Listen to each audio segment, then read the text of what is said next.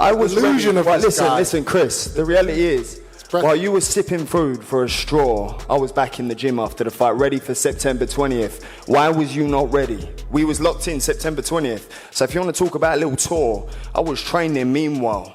What were you doing?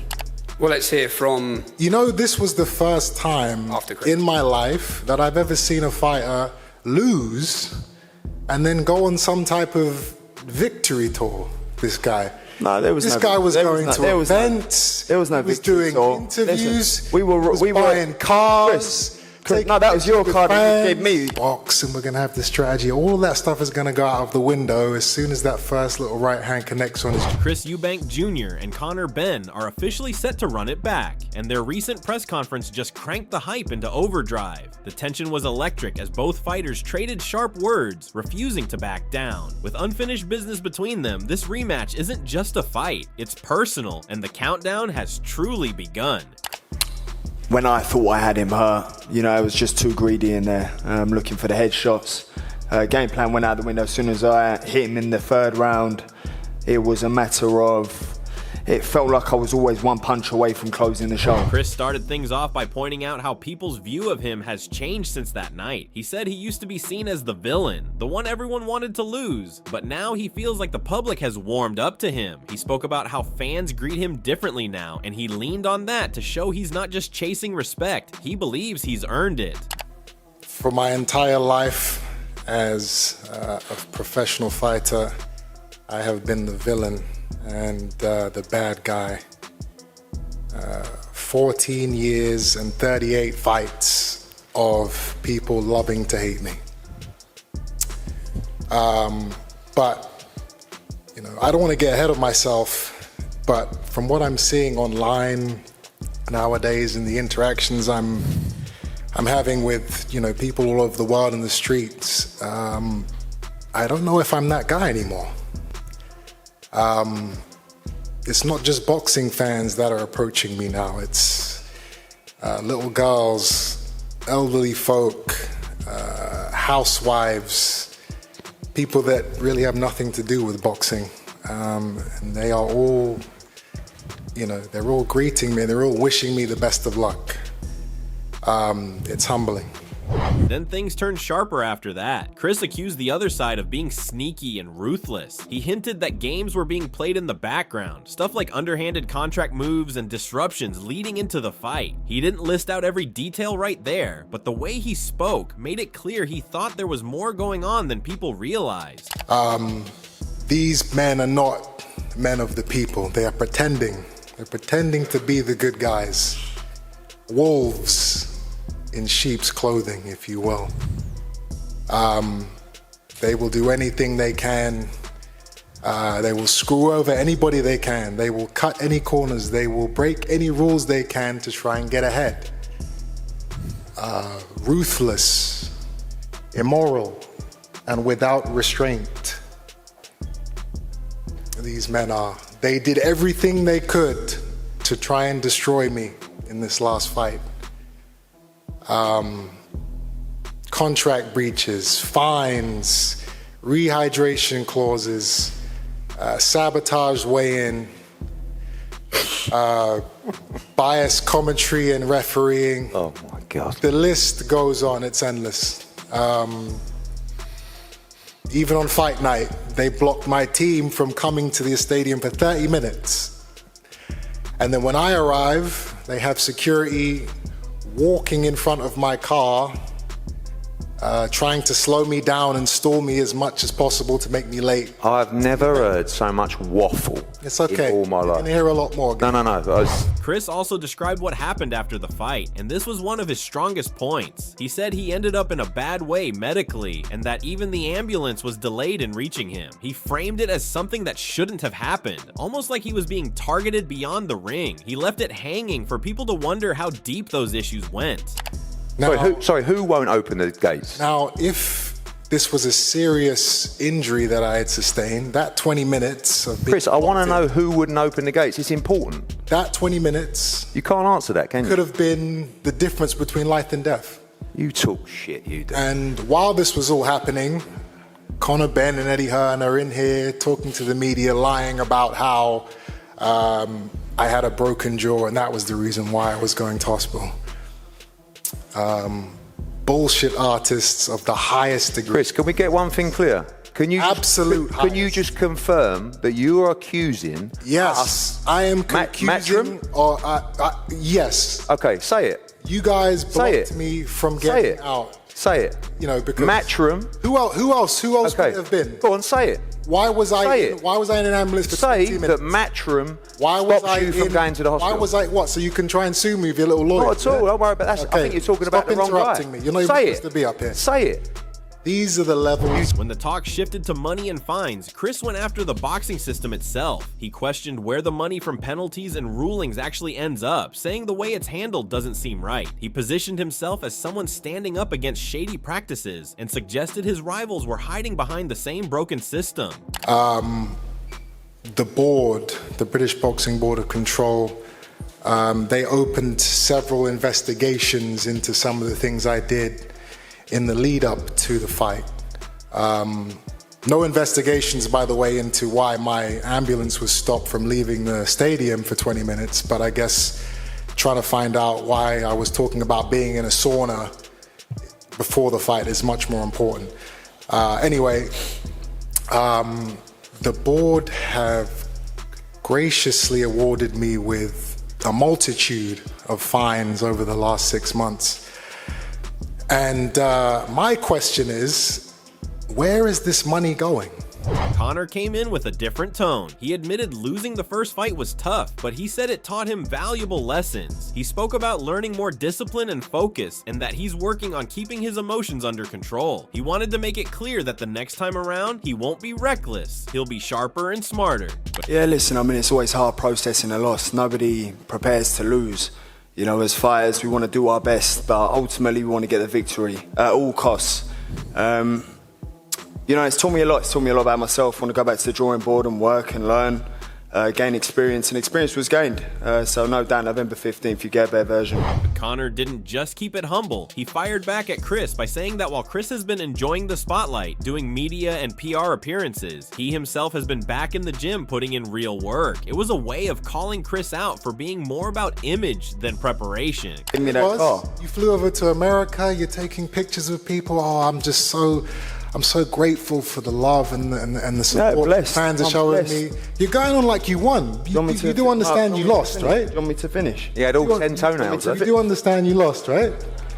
I mean, I was illusion ready. of Right, this guy. listen, Chris. The reality is, while you were sipping food for a straw, I was back in the gym after the fight, ready for. Conor explained how his game plan fell apart once he thought he had Chris hurt. He admitted he got greedy, chasing big headshots instead of staying disciplined. He said from the third round on, it felt like one punch could finish the fight, which made him lose focus on strategy. Conor also claimed there were moments where Chris looked vulnerable, even old, but his own eagerness got in the way of securing the win.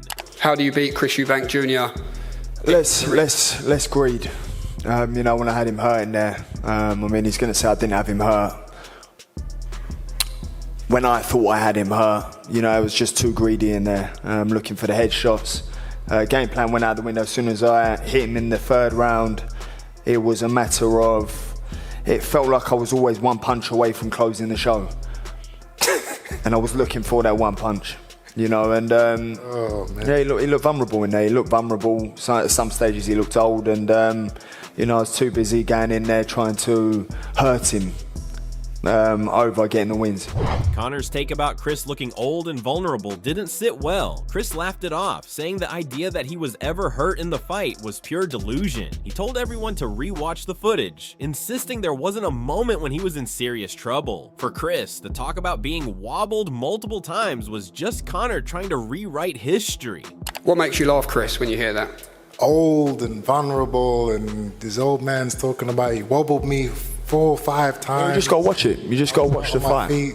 You just got to watch the fight. At no stage did you hurt me in there. The delusion of these guys. Well, just watch it. It's not delusion if you can physically see it, Chris. It's breathtaking. It really is. The exchange then turned personal. Chris reminded Conor of how badly he ended up after the fight, pointing out the hospital stay and the recovery struggles. He contrasted that with his own experience, saying his team always looks out for his health and implying Conor's side failed him. Conor tried to brush that aside, saying he never made excuses, while Chris framed the whole thing as proof of who really paid the price that night. Yes, you caught me with a few shots. Was I out my feet? Mate, you was in hospital for wobbled? 3 days sipping food for a straw. That's what you were doing. So stop all this silly talk. When you was in hospital, I was in the severe dehydration. You have to be treated. Okay. How much did you weigh then? Listen, that's what you guys agreed. That was nothing to do with your performance. That's what you guys agreed. You guys agreed the tempo. Regardless of what was agreed. We said, well, regardless was agreed. Well, your team are idiots then, aren't they? Because that's what they agreed. I was in hospital was See, my team had my best interest at heart. They obviously done yours, because if that's done that much damage, you'd bring it up now. Why not bring it now? You wanted to talk about it. It wasn't even a topic of discussion, Chris. I'm not here to talk about it. Well, exactly. So then stop moaning about it. Please. That's you guys. Stop moaning about I'll it. let you guys moan about it. We're good. Chris. I'm here to fight. We ain't moaned about it once. All we hear is you moaning. The conversation also touched on trainers and strategy. Chris's new coach was praised for bringing fresh energy. How much better do you believe your man Chris Eubank Jr. can be in this fight? Well, I'll tell you what, and this is no knock on them over there. I believe it's going to be a little bit easier this time. For the simple fact he already got his number. It's hard to get away from when somebody already done beat your ass. That's hard because it's already stuck in your head. They said I'm too old, coach. They said I don't want it anymore. They said I'm washed up. Hey, they gonna find out. While Conor's team admitted he let his emotions get the best of him the first time, both sides promised adjustments and improvements, but they stopped short of revealing their exact game plans. That mystery keeps fans guessing about what changes will actually show up in the ring. Yeah, look, the fight was a tremendous fight for the fans. Both boys put everything on the line, and it was a great fight, and I believe, and Conor knows this, that he's got to make adjustments to beat Chris the next time. But I believe that Conor's got it in his locker to do that, and I think he was too much emotionally involved in that first fight. I believe that there was a lot of firsts that happened to him.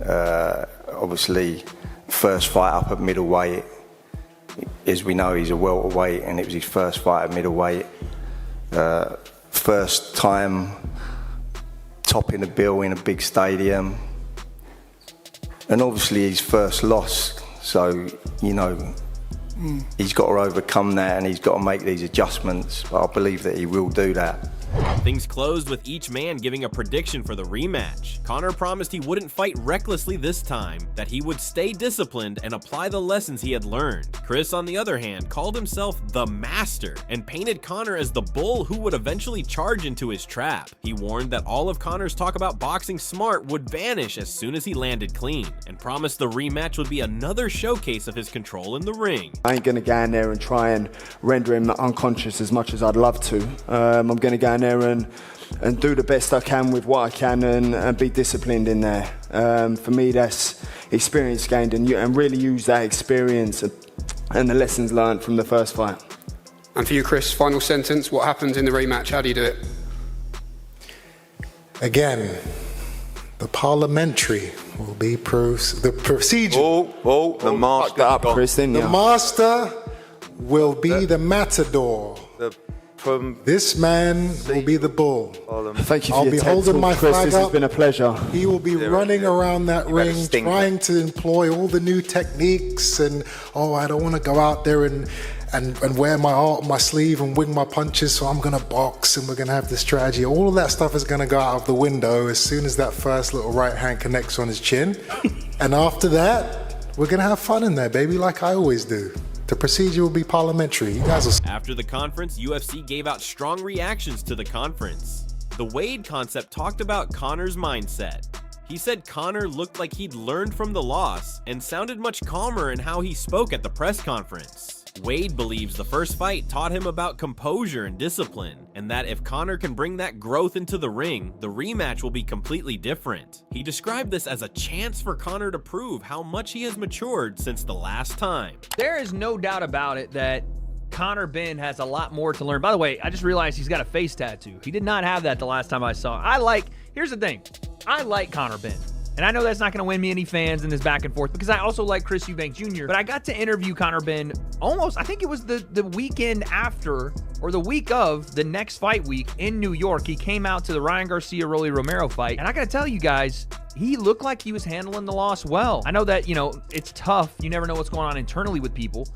But he didn't have a scratch on him. He sat through that interview like it was just another thing. And I think that he had gotten a decent enough reception, at least in America, from fight fans because of his performance, because he went toe-to-toe, because he swung it out, he dogged it out. And this is what I keep saying about pro boxing right now and why best fighting the best, or at least matchups you want to see, entertaining matchups being more important than belts, being more important than, a win and a loss in some cases. I still believe, obviously, wins and losses mean something, but it's not. When Chris started discussing sabotage and medical problems, Wade offered his take on the subject as well. He said those claims were heavy, especially the part about the ambulance, and warned that playing with narratives like that can backfire. Wade made the point that mind games are part of boxing, but dragging things too personal or throwing out wild accusations can cross a line. He sounded cautious about how far Chris might push those comments in the build-up. Come a little bit, you can go a little too far with this. Chris Eubank Jr. is alleging that Eddie Hearn, I assume Matchroom, somehow stopped him from leaving the event, somehow had control of the gates in and out of Tottenham Hotspur Stadium, and held him up for 20 minutes. And he's insinuating that if it was a more severe injury than just dehydration, that they would have been responsible for the difference between life and death. This is what I was talking about when I said you can only go so far with that kind of stuff. I don't know how stuff in the UK works versus in the US, but libel and slander, I feel like he's essentially saying that they wouldn't let him leave and go get treatment. Like they were preventing him on purpose from getting medical aid. That is crazy to say, and I can't believe that's true at all. Like that. Much like Wade, Simon Jordan also dismissed many of Chris's post-fight claims as utter drivel, especially the ambulance story. Simon said it's unrealistic to suggest that Eddie Hearn or Matchroom could physically block an ambulance at Tottenham Stadium, since the venue is run by Spurs and their security, not by a boxing promoter. For him, it was clear this narrative was just hype fuel, designed to stir drama before the rematch. He felt it was silly, even dangerous, to throw around accusations like that when everyone knew Chris still agreed to fight again under the same rehydration clause. The narrative they have to spin up for this particular fight now, because now it seems to be the conversation is between Eddie Hearn and Chris Eubank Jr. I thought he was fighting Conor Benn. I thought that was the interesting fight side of things, and I'm tired of this. Listen, it was a good fight, and lots of people give it a lot of commendations. But I'm tired of this nonsense that's being spun out there and being bought into. The reasons why, in part. Coming back towards Wade, he also talked about the mental side of things. He pointed out how effective Chris is at playing mind games, at making the other fighters second guess themselves. Wade said Chris has a knack for twisting the story to make his opponent doubt what really happened. He explained that in a fight of this magnitude, mental advantage can be just as important as physical skills, and that Conor needs to stay locked in if he wants to avoid being rattled. Eubank Jr. and Benn's rematch is set to be pure drama. The press conference was full of sharp words, wild claims, and fiery back and forths that showed just how personal this has become. Both men believe they've got the upper hand, but only one can prove it in the ring. Let us know in the comments who takes it this time.